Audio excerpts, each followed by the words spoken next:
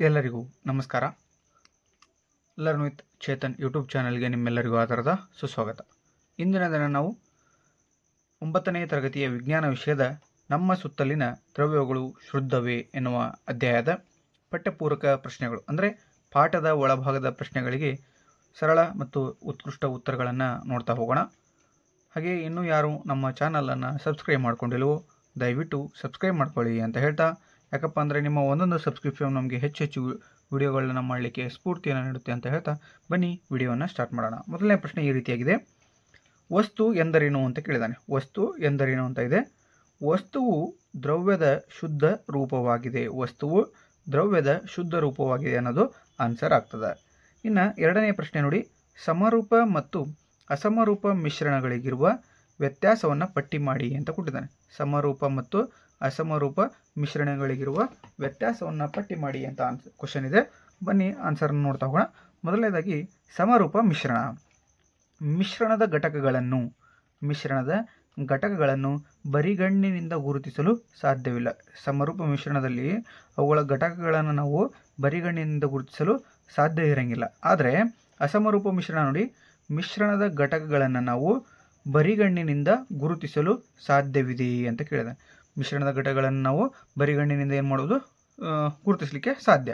ಇನ್ನು ಎರಡನೇ ಪಾಯಿಂಟು, ಸಮರೂಪ ಮಿಶ್ರಣಗಳ ಘಟಕಗಳು ಏಕರೂಪವಾಗಿ ಹರಡಿಕೊಂಡಿರುತ್ತವೆ. ಸಮರೂಪ ಮಿಶ್ರಣದ ಘಟಕಗಳು ಏನಾಗಿರುತ್ತಪ್ಪ ಅಂದರೆ ಏಕರೂಪವಾಗಿ ಹರಡಿಕೊಂಡಿರ್ತವೆ. ಆದರೆ ಇಲ್ಲಿ ಅಸಮರೂಪ ಮಿಶ್ರಣದಲ್ಲಿ ಏನಾಗ್ತದಪ್ಪ ಅಂದರೆ ಅದರ ಉಲ್ಟಾ ಇರ್ತದೆ. ಅಸಮರೂಪ ಮಿಶ್ರಣದ ಘಟಕಗಳು ಅಸಮರೂಪವಾಗಿ ಹರಡಿಕೊಂಡಿರುತ್ತವೆ. ಇಲ್ಲಿ ಸಮರೂಪ ಮಿಶ್ರಣದಲ್ಲಿ ಏಕರೂಪವಾಗಿ ಹರಡಿಕೊಂಡಿದ್ರೆ ಅಸಮರೂಪ ಮಿಶ್ರಣದಲ್ಲಿ ಘಟಕಗಳು ಏನಾಗಿರ್ತಪ್ಪ ಅಸಮರೂಪವಾಗಿ ಹರಡಿಕೊಂಡಿರ್ತವೆ. ಉದಾಹರಣೆಯನ್ನು ನೋಡ್ತಾ ಹೋಗೋಣ. ಸಮರೂಪ ಮಿಶ್ರಣಕ್ಕೆ ಒಂದು ಉದಾಹರಣೆ ಯಾವುದಪ್ಪ ಅಂದರೆ ಉಪ್ಪಿನ ದ್ರಾವಣ ಆಗಿರ್ತದೆ.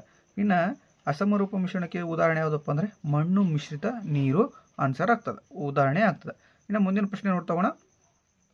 ಕಲೀಲ ದ್ರಾವಣ, ಕಲೀಲ ಇಲ್ಲಿ ಪಾಯಿಂಟ್ ಕಾಮ ಕೊಡಬೇಕು. ಕಲೀಲ ಅನ್ನೋದು ಬೇರೆ, ದ್ರಾವಣ ಅನ್ನೋದು ಬೇರೆ ಮತ್ತು ನಿಲಂಬಿತ ಮಿಶ್ರಣ ಇವುಗಳು ಪರಸ್ಪರ ಹೇಗೆ ಭಿನ್ನವಾಗಿವೆ? ಕಲೀಲಗಳು, ದ್ರಾವಣಗಳು ಮತ್ತು ನಿಲಂಬಿತ ಮಿಶ್ರಣಗಳು ಪರಸ್ಪರ ಹೇಗೆ ಭಿನ್ನವಾಗಿವೆ ಅಂತ ಕೇಳಿದಾನೆ. ವ್ಯತ್ಯಾಸವನ್ನು ಕೇಳಿದಾನೆ. ಬನ್ನಿ ಆನ್ಸರ್ನ ಒಂದೊಂದಾಗಿ ನೋಡ್ತಾ ಹೋಗೋಣ.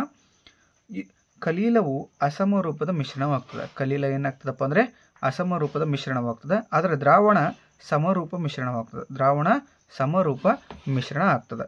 ನಿಲಂಬಿತ ಮಿಶ್ರಣ ಏನಾಗ್ತದಪ್ಪ ಅಂದ್ರೆ ಇದು ಕೂಡ ಏನಾಕೈತಿ ಅಸಮರೂಪದ ಮಿಶ್ರಣ ಆಕೈತಿ. ಯಾವುದು?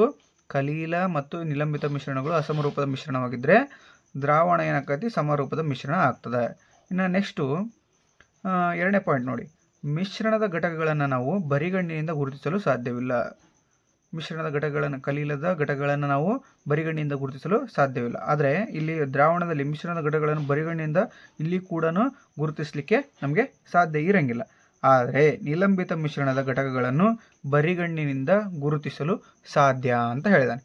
ನಿಲಂಬಿತ ಮಿಶ್ರಣದ ಘಟಕಗಳನ್ನು ನಾವು ಏನು ಮಾಡಬಹುದು, ಈಸಿಯಾಗಿ ಬರಿಗಣ್ಣಿನಿಂದ ಗುರುತಿಸಬಹುದು. ಓಕೆನಾ. ಇನ್ನು ನೆಕ್ಸ್ಟು ಮುಂದಿನದಾಗಿ ನೋಡ್ತಾ ಹೋಗೋಣ. ಏನಪ್ಪ ಮೂರನೇ ಪಾಯಿಂಟು, ಘಟಕಗಳು ಬೆಳಕಿನ ಕಿರಣಗಳನ್ನು ಚದುರಿಸುತ್ತವೆ.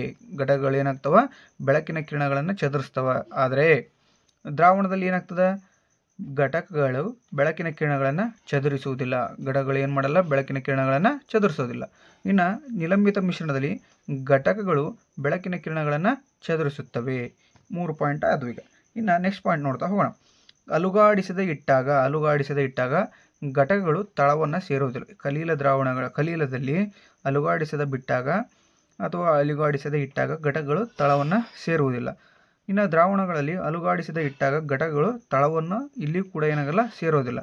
ಆದರೆ ನಿಲಂಬಿತ ಮಿಶ್ರಣದಲ್ಲಿ ಏನಾಗ್ತದಪ್ಪ ಅಂದರೆ ಅಲುಗಾಡಿಸದೆ ಇಟ್ಟಾಗ ಘಟಕಗಳು ತಳವನ್ನು ಸೇರುತ್ತವೆ ಅನ್ನೋದು ಇಂಪಾರ್ಟೆಂಟ್ ಆಗ್ತದೆ.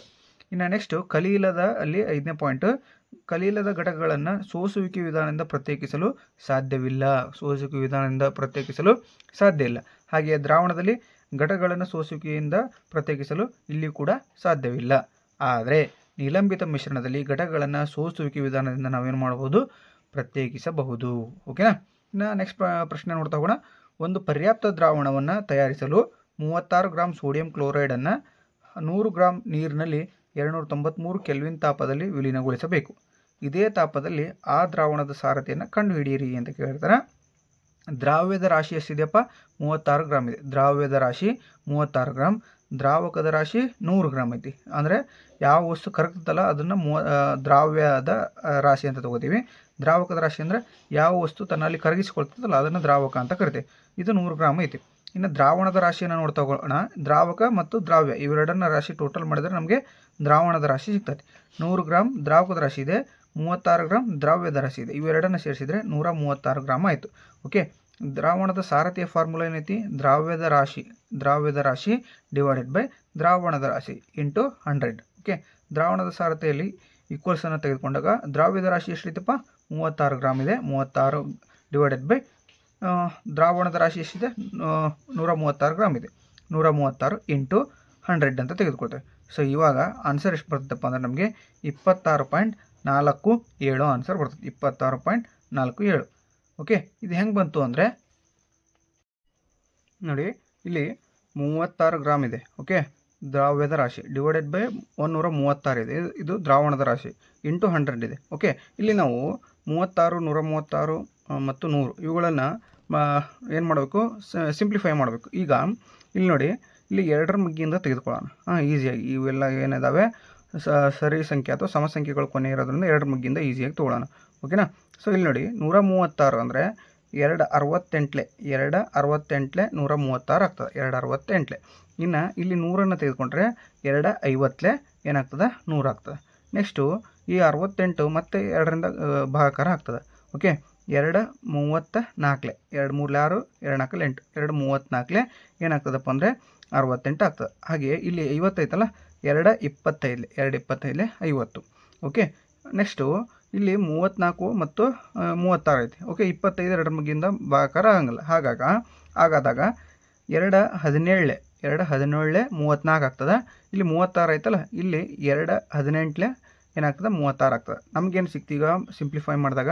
18 ಇಂಟು 25. 18 ಇಲ್ಲಿದೆ, 25 ಇಲ್ಲಿದೆ, ಡಿವೈಡೆಡ್ ಬೈ 17 ಇಲ್ಲಿದೆ. ಓಕೆ, 18 ಇಂಟು 25 ಡಿವೈಡೆಡ್ ಬೈ 17 ಆಯಿತು. ಓಕೆ, ಇವಾಗ ಏನು ಮಾಡೋಣ? 18 ಮತ್ತು 25 ಗುಣಾಕಾರ ಮಾಡ್ಕೊಳ್ಳೋಣ. 18 ಮತ್ತು 25 ಗುಣಾಕಾರ ಮಾಡಿದಾಗ ನಮ್ಗೆ ಎಷ್ಟು ಸಿಗ್ತದಪ್ಪ ಅಂದರೆ ಆನ್ಸರ್ 450 ಸಿಕ್ತು. ಈ 450 ಡಿವೈಡೆಡ್ ಬೈ 17 ಇವನ್ನ ಡಿವಿಷನ್ ಮಾಡಿದಾಗ ನಮ್ಗೆ ಆನ್ಸರ್ ಎಷ್ಟು ಸಿಗ್ತದೆ? 26.47 26.47% ನಮಗೆ ಸಿಗ್ತೈತಿ. ಓಕೆನಾ? ನೆನಪಲ್ಲಿ ಇಟ್ಕೊಡ್ರಿ. ಸೊ ಈಸಿಯಾಗಿದೆ, ಈ ಒಂದು ಲೆಕ್ಕ ಅರ್ಥ ಆಯಿತು ಅಂತ ಭಾವಿಸ್ತೇನೆ. ಓಕೆ, ನೆಕ್ಸ್ಟ್ ನೋಡೋಣ. 5ನೇ ಪ್ರಶ್ನೆ ನೋಡಿ, ಈ ಕೆಳಗಿನವುಗಳನ್ನು ಭೌತ ಮತ್ತು ರಾಸಾಯನಿಕ ಬದಲಾವಣೆಗಳೆಂದು ವಿಂಗಡಿಸಿ ಅಂತ ಕೇಳಿದ್ದಾನೆ. ಓಕೆ, ಇದು ಮರಗಳನ್ನು ಕಡಿಯುವುದು ಅಂತ ಇದೆ. ಮರಗಳನ್ನು ಕಡಿಯೋದು ಏನಾಗಿದೆ? ಭೌತ ಬದಲಾವಣೆ ಆಗಿದೆ. ಮರಗಳನ್ನು ಕಡಿಯೋದು ಭೌತ ಬದಲಾವಣೆ. ಇನ್ನು ನೆಕ್ಸ್ಟು 2ನೇದು ನೋಡಿ, ಅಲ್ಲೇ ಹಂಚಿನಲ್ಲಿ ಬೆಣ್ಣೆಯನ್ನು ಕರಗಿಸುವುದು ಏನೈತಿ? ಇದು ಕೂಡ ಭೌತ ಬದಲಾವಣೆ ಆಗ್ತದೆ.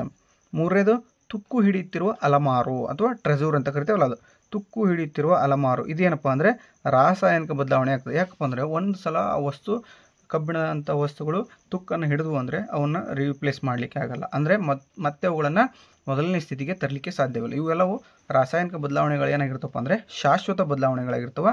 ಭೌತ ಬದಲಾವಣೆಗಳು ಇವು ಏನಾಗಿರ್ತಪ್ಪ ಅಂದರೆ ತಾತ್ಕಾಲಿಕ ಬದಲಾವಣೆಗಳಾಗಿರ್ತವೆ.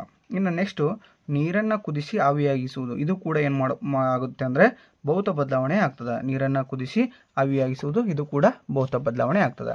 ಇನ್ನು ನೆಕ್ಸ್ಟು ನೀರಿನಲ್ಲಿ ವಿದ್ಯುತ್ ಪ್ರವಾಹ ಹಾಯಿಸುವುದು ಮತ್ತು ನೀರನ್ನು ಆಕ್ಸಿಜನ್ ಮತ್ತು ಹೈಡ್ರೋಜನ್ಗಳಾಗಿ ವಿಭಜಿಸುವುದು ಏನಪ್ಪ ಅಂದರೆ ಇದು ರಾಸಾಯನಿಕ ಬದಲಾವಣೆ ಆಗ್ತದೆ. ಅವು ವಿಭಜಿಸ್ತಕ್ಕಂತಹ ಮಾಹಿತಿಯನ್ನು ಹೈಡ್ರೋಜನ್ ಮತ್ತು ಮತ್ತೆ ಅವುಗಳನ್ನು ಅದನ್ನೇ ಕೂಡಿಸಬೇಕಂದ್ರೆ ತುಂಬ ಕಷ್ಟ. ಹಾಗಾಗಿ ಇವುಗಳನ್ನು ರಾಸಾಯನಿಕ ಬದಲಾವಣೆ ಅಂತ ನಾವು ಕರಿತೀವಿ.